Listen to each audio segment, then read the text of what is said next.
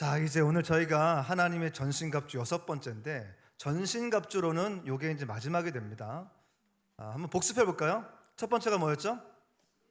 진리의 허리띠. 두 번째가 의의 호심경. 세 번째가 평안의 복음의 신. 그 다음이 믿음의 방패. 그 다음이 구원의 투구. 그 다음에 성령의 곰, 곧 하나님의 말씀.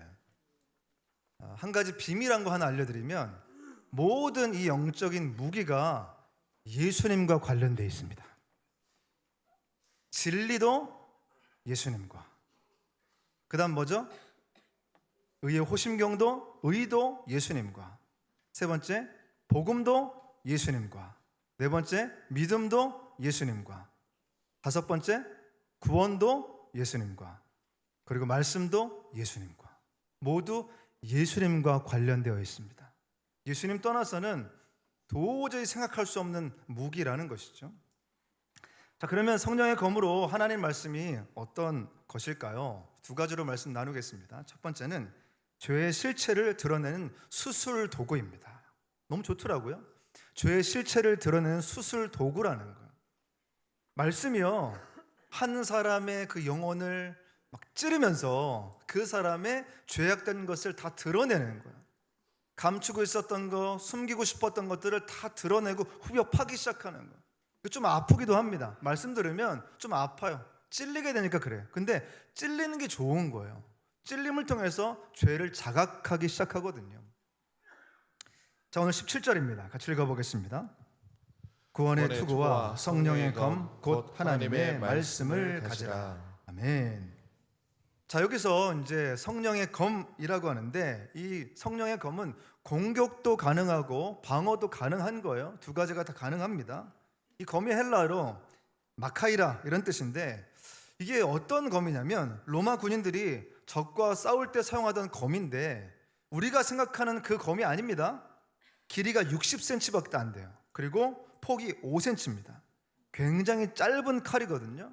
왜 짧은 칼이냐면 이 칼로 상대방에게 치명적인 공격을 가하는 거예요. 치명적. 한 번 찔리면 한 번에 바로 가는 거예요. 원샷 원킬. 이 무기가 되겠습니다. 마귀를 한 번 찔르면 어떻게 돼요? 한 방에 가는 거예요. 이게 굉장한 성령의 검이라는 거죠. 자, 사진을 보겠습니다. 이렇게 이제 저게 이제 꼽는 거고 작게 생겼습니다. 그 다음이요. 이렇게 또 생겼고 그 다음이요. 이렇게 이제 굉장히 생각보다 작은 검입니다. 치명적인 공격을 가하는 거라는 거죠. 그런데 바로 이 성령의 검이 말씀이라는 거예요. 말씀. 자, 그렇다면 성령의 검으로서 말씀은 어떤 역할을 하는가? 소개해드린 것처럼 죄의 실체를 드러내는 거예요. 하나님의 말씀은 우리 안에 있는 모든 죄의 구체적인 부분을 다 드러내기 시작합니다. 여러분 혹시 수술하는 칼 아세요? 그걸 영어로 뭐라고 그러죠? 메스. 네, 메스. 이 정도는 저희가 압니다. 메스. 네. 메스라고 하는 칼은 굉장히 작은데 굉장히 날카롭습니다. 살짝만 돼도 팍 이렇게 깎이게 되는 거예요. 찔리게 되는 거예요.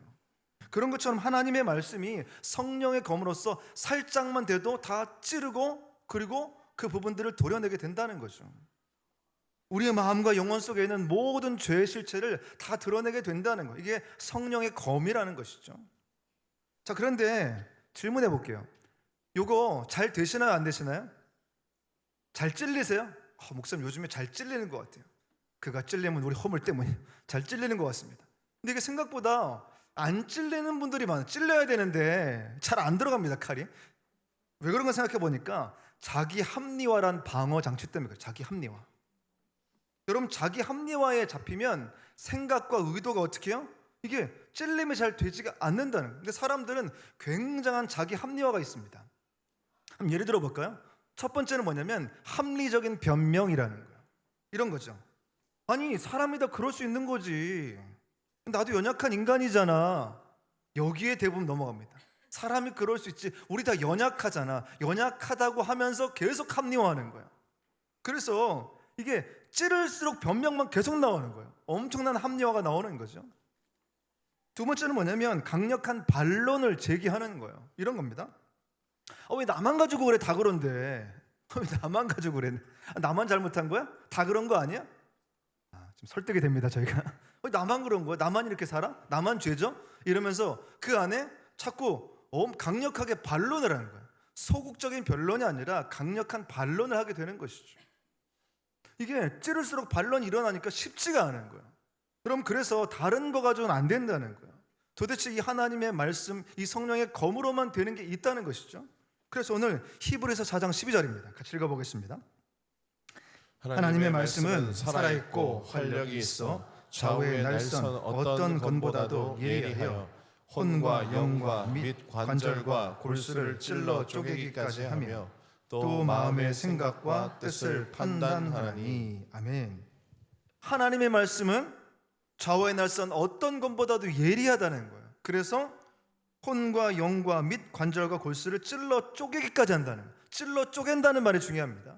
자, 찔러 쪼갠다는 게 중요한 거예요. 뭐냐면 이게 말씀이 죄를 막 찌르는 거예요. 그래서 그 실체를 드러나게 한다는 거죠. 찔러서 드러나고 찔러서 발견되고 찔러서 그 안에 구체적으로 실체가 나타나기 시작한다는 거예요.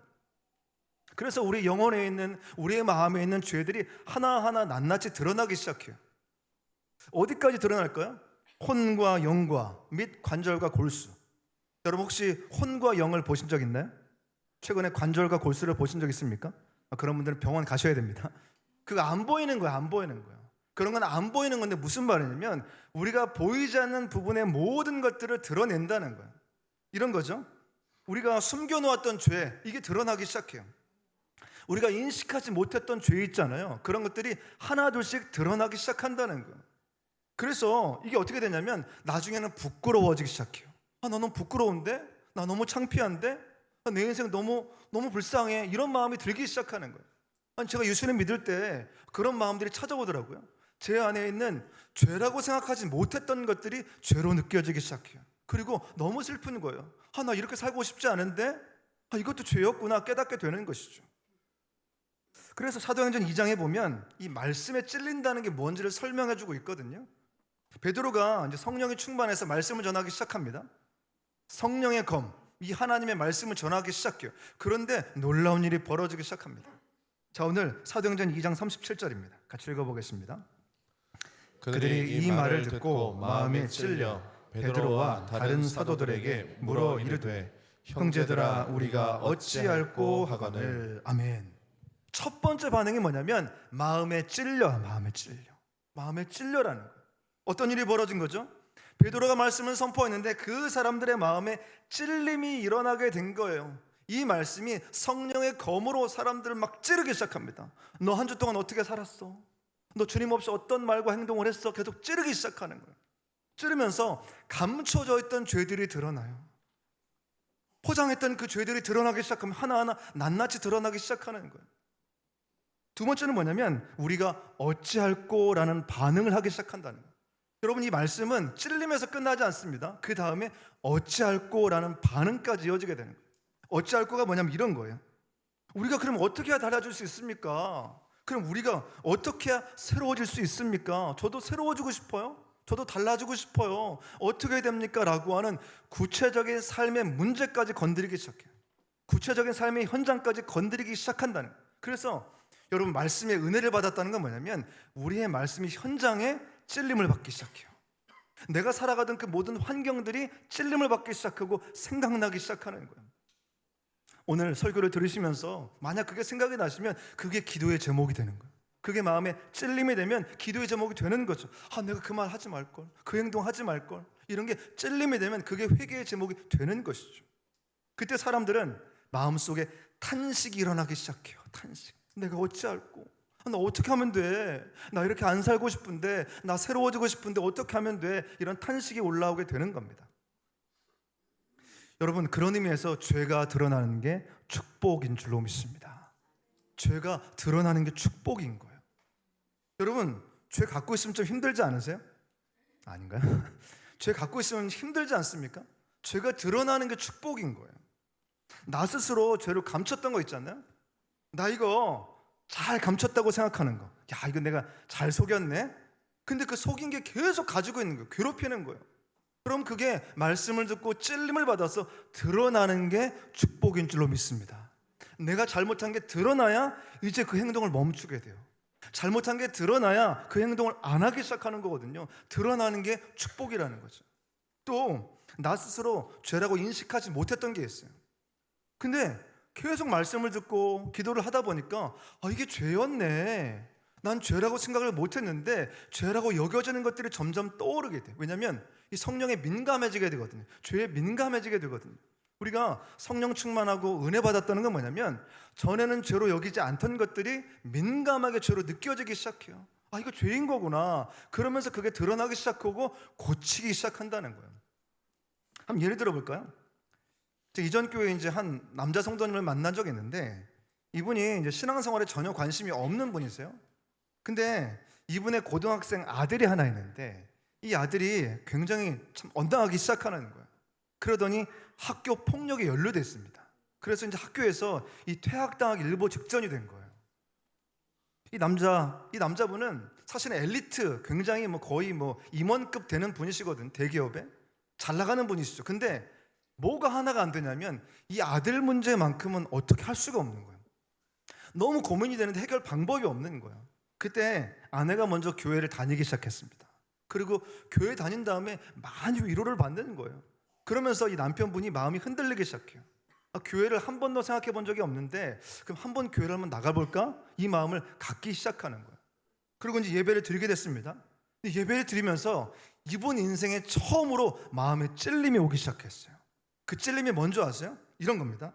나는 아들의 좋은 모습만 사랑했구나. 나는 아들의 문제없는 모습만 사랑했구나. 그 문제가 다가오는 순간 피하고 싶은 거였구나. 화가 나는 거였구나. 힘드니까. 그걸 처음으로 깨닫게 된 거예요. 하나님이 그 모든 죄의 실체를, 근본적으로 뭐가 문제인지를 비로소 밝혀주셨다는 거죠. 여러분, 그걸 깨닫는 게 은혜인 줄로 믿습니다. 주님의 말씀을 통해서 우리가 진짜 고민해야 될 것들, 우리가 진짜 하나님 앞에 나아갈 것이 무엇인지를 깨닫게 한다는 거죠. 제가 몇 번 말씀드린 적이 있는데 제가 이제 1년간 사역을 안 할 때가 있었습니다. 그리고 한 1년이 거의 지나갔거든요. 한 9월 정도가 됐어요. 이제 다음 사역지를 이제 구해야 되는 상황이 됐습니다. 근데 그때 제가 신명기 말씀을 읽고 있었어요. 어떤 말씀이냐면 신명기 31장 18절에 그들이 돌이켜 다른 신들을 따르는 모든 악행으로 말미암아 내가 그때 반드시 내 얼굴을 숨기리라. 근데 저한테 어떤 마음이 꽂혔냐면 내가 반드시 내 얼굴을 숨기리라, 이게 딱 꽂히면서 하나님이 저기 이렇게 질문하시더라고요. 너 유명한데 하나님의 임재가 없는 목회를 하고 싶니? 아니면 하나도 유명하지 않지만 하나님의 임재가 있는 목회를 하고 싶니? 갑자기 질문하시더라고요. 다시요, 이겁니다.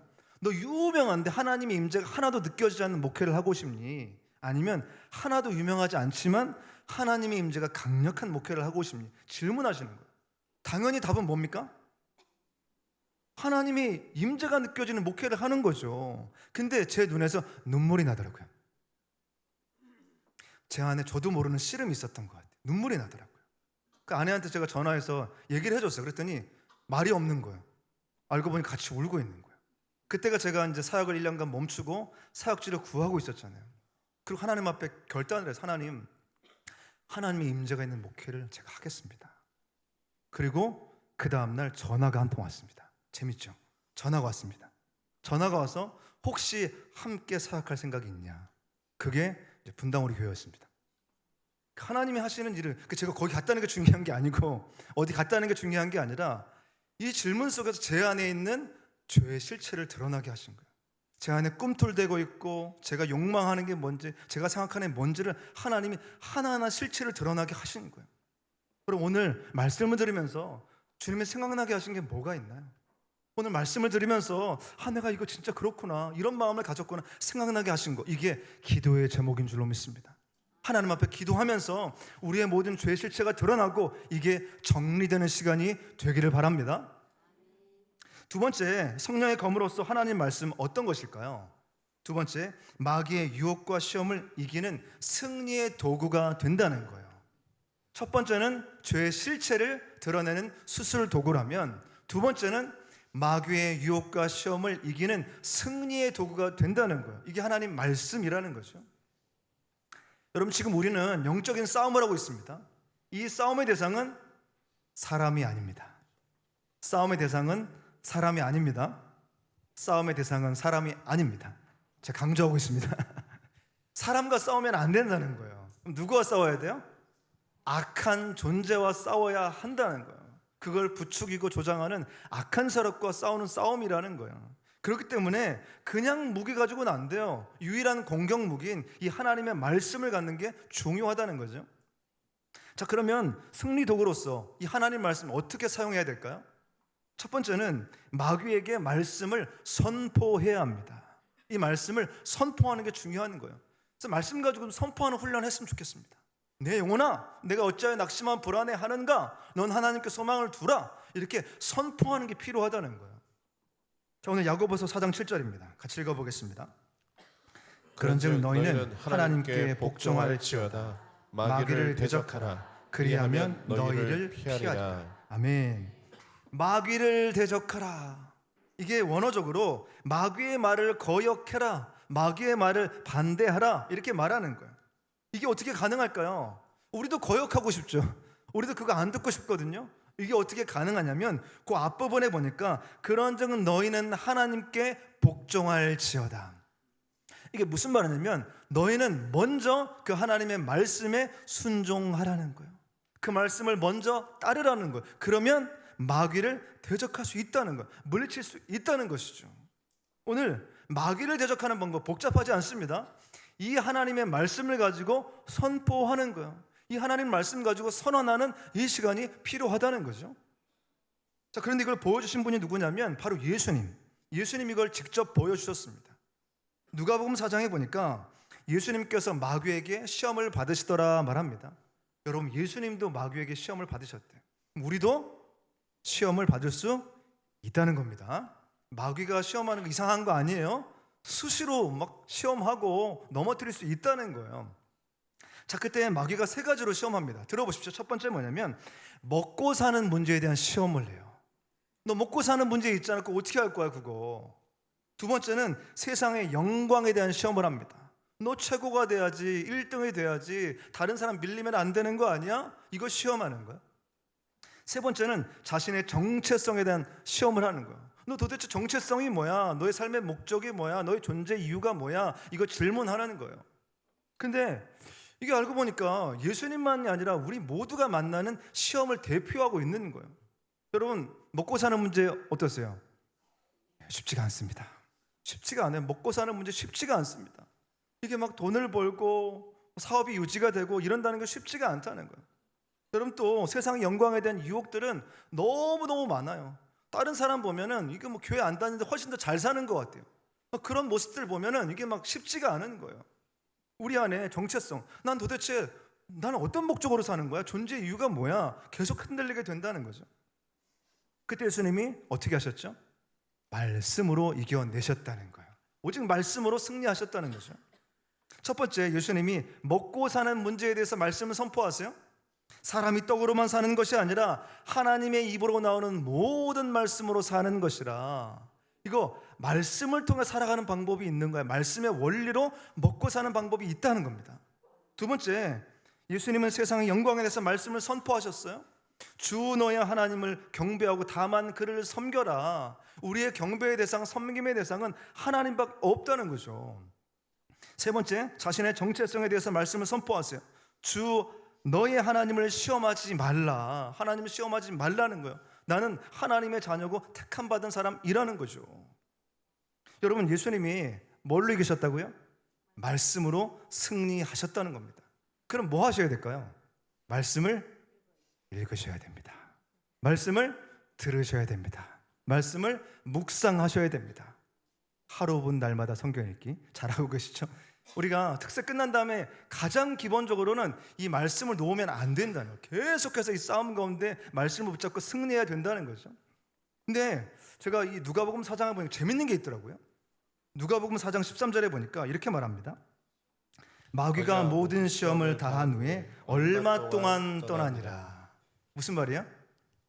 얼마 동안. 잠깐 떠났다 다시 올 거야. 내가 너 잘하나 볼 거야. 특세 기간엔 잘하는 것 같은데 근데 좀 이따 다시 볼 거야. 너 잘하나? 마귀는 수시로 계속해서 여러분을 시험하니까 뭘 가져야 돼요? 성령의 검, 곧 하나님의 말씀을 가지고 계속해서 무찌르는 게 필요하다는 거죠. 두 번째는 뭐냐면 말씀은 성령의 도움을 반드시 받아야 된다는 겁니다. 우리가 이 말씀을 가지고 승리하고 싶은데 반드시 성령님의 도움이 필요하다는 거예요. 오늘 17절 다시 읽어보겠습니다. 구원의 투구와 성령의 검, 곧 하나님의 말씀을 가지라. 아멘. 하나님의 말씀을 가지라 앞에 뭐가 붙어있죠? 성령의 검이라는 말씀이 붙어있습니다. 성령의 검. 여러분, 왜 성령의 검이라는 이 말이 붙어있을까요? 이건 성령님이 작동시켜 주셔야 가능한 거라는 거예요. 성령님이 이거 도와주셔야 작동이 가능하다는 거예요. 여러분이 아무리 그 말씀을 작동하려고 해도 안 돼요. 성령님이 도와주셔야 이 말씀이 비로소 작동해서 움직여서 찌르기 시작한다는 거예요. 그러니까 성령님을 의지하고 성령님의 도움을 받는 게 필요하다는 거죠. 그래서 요한복음 14장 26절은 말합니다. 같이 읽어보겠습니다. 보혜사 곧 아버지께서 내 이름으로 보내실 성령, 그가 너희에게 모든 것을 가르치고 내가 너희에게 말한 모든 것을 생각나게 하리라. 아멘. 여기서 보혜사가 바로 성령님이 되겠습니다. 성령님이 하시는 역할은 두 가지예요. 첫 번째 뭐냐면 성령님은 모든 말씀을 가르치신다는 거예요. 이 말씀의 의미가 뭐고 이게 어떤 핵심이고 이 말씀이 내 안에 깨달아지도록 가르쳐 주시는 게 성령님의 역할이라는 거죠. 그러니까 여러분, 말씀 듣기 전에 기도하셔야 돼요. 주님, 이 말씀이 제 안에 깨달아지길 바랍니다. 이해가 되기를 바랍니다. 적용되기를 바랍니다. 이게 기도가 필요하다는 거죠. 두 번째는 성령님은 모든 말씀을 생각나게 하신다는 거예요. 이거 전 좋았습니다. 여러분, 말씀을 들으면 이 말씀이 생각나기 시작해요. 이 말씀을 읽으면 그 말씀이 생각나기 시작합니다. 이거 누가 하신 거죠? 성령님이 그 말씀이 생각나게 하신다는 거예요. 저는 기대하는 게 뭐냐면 이번 특세 때 들은 모든 말씀이 자꾸 생각나기를 축복합니다. 계속해서 생각이 나는 거예요. 한 달이 지나도 생각이 나고 1년이 지나도 생각이 나고 전신갑주가 다 생각이 나고 성령의 검이 생각이 나고 생각이 나는 거예요. 생각이 나면 다시 그 힘을 가지고 또 승리를 하겠죠. 예전에 제가 전도사 때 이제 말씀 뽑기라는 걸 한번 했습니다. 그때 말씀 뽑힌 게 뭐냐면 너무 기대했어요. 사명의 자리로 나아가라. 너는 뭐 축복의 사람이다. 뭐 이런 걸 기대를 했거든요. 나온 말씀이 뭐냐면 사도행전 16장 31절. 주 예수를 믿어라. 그리하면 너와 내 집이 구원을 얻으리라. 많이 실망했습니다. 아니 이거 내가 목회자인데 나보고 예수님 믿으라고 하니까 좀 기분이 나쁘더라고요. 주님, 이건 좀 잘못 뽑은 거 다시 하면 안 될까요? 그런 마음이 들더라고요. 다시 안 하고 이제 집에 가져갔어요. 근데 그때부터 문제가 생깁니다. 계속 말씀이 생각나는 거예요. 아침 밥 먹는데 주 예수를 믿어라. 점심 밥 먹는데 주 예수를 믿어라. 저녁 밥 먹는데 주 예수를 믿어라. 잠을 자려고 하니까 주 예수를 믿어라. 계속 해볼까요? 계속 주 예수를 믿으라는 거예요. 근데 이게 제 안에 뭐라고 깨달아지냐면 너 목회자로 다 믿는 거 아니다? 너 목회한다고 다 믿는 거 아니야? 모든 삶의 영역 다 믿니 너? 너 못 믿는 거 맞잖아. 너 진짜 믿음을 가져야 돼. 말씀에 대한 믿음, 주님에 대한 믿음, 이 믿음을 갖고 살아야 된다는 거예요. 여러분, 이 말씀이 어떤 일이 벌어진 계속 생각나는 일이 벌어지게 된 거예요.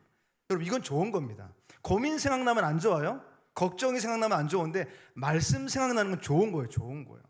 목사님 말씀 계속 생각이 나. 좋은 겁니다. 좋은 거예요. 좋은 거예요. 은혜를 주시는 거죠. 그래서 그 말씀이 우리 안에 살아 움직여서 역사하기 시작한다는 거예요. 이게 성령님이 하시는 역할이라는 거죠.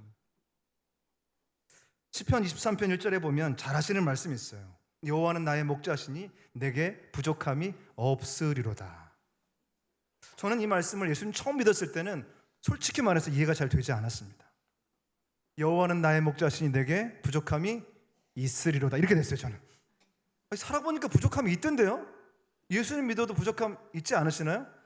저는 이걸 좀 예수님 처음 믿을 땐 받아들이기 좀 어려웠었어요. 아니 뭐가 부족함이 없다는 거야. 근데 제가 어떤 장례식장에 참여하고 나서 이 말씀에 대한 의미를 비로소 깨닫게 됐습니다.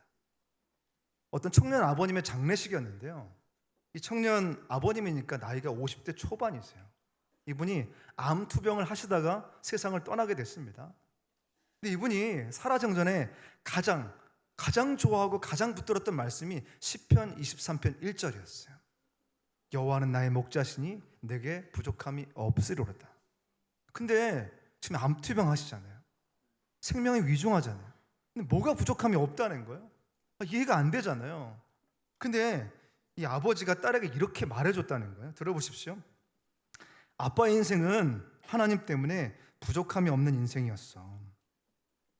근데 사실 부족함이 없었던 건 아닌데 부족함이 있었지만 부족함으로 느껴진 적이 없었어.